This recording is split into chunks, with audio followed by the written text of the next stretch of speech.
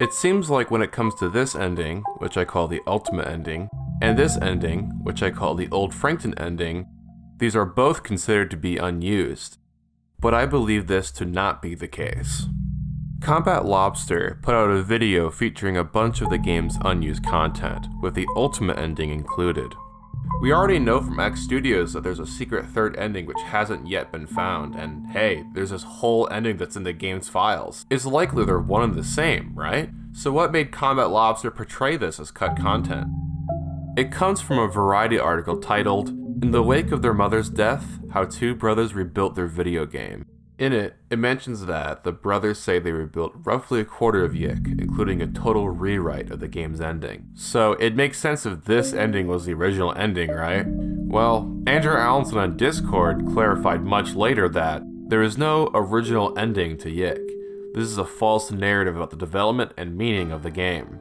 He also said that, no, there are some mistakes out there because of the Variety article. We changed the ending lines of Alex, but the ending, as it is in the game, is always what we had planned. It seems as if ending 1 was always planned to go the way it did. Something else that implies the ending is used is a clip in the release trailer. There's a clip with a zoom in of what appears to be the entrance of Essentra's mine dungeon, except that it's not. If it was, Essentra would appear alongside Alex in the scene. There is a time where this exact shot happens, however, and it's when you enter the tutorial dungeon, which leads to the ultimate ending. The 1.25 update in 2020 added affinities to the game. A lot of the enemies were updated to have them, including Proto-Ultima Alex. But if this ending is inaccessible, what would the point of that be? Something else to consider is towards the end of the game's second ending at KNN. In it, there are 5 NPCs named Ketsuban, which is Japanese for missing no. One of them talks about being quote-unquote cut content.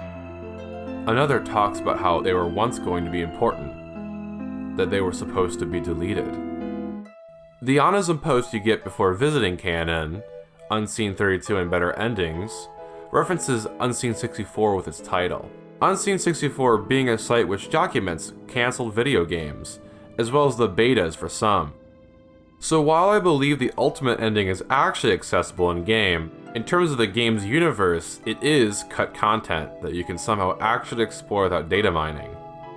I also think this is a good time to talk a little bit about the Old Frankton ending. Originally uploaded by Master Shielder 73 Robles, this ending didn't seem to exist in the game's files when the video came out. It seems as if it was only added in the 1.25 update, albeit, much like the ultimate ending, it's still unknown how to properly access it.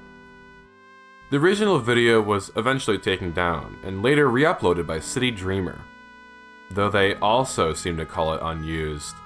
Of course, not in the lore way as I explained briefly, but in a this isn't accessible kind of way, which is a little bizarre.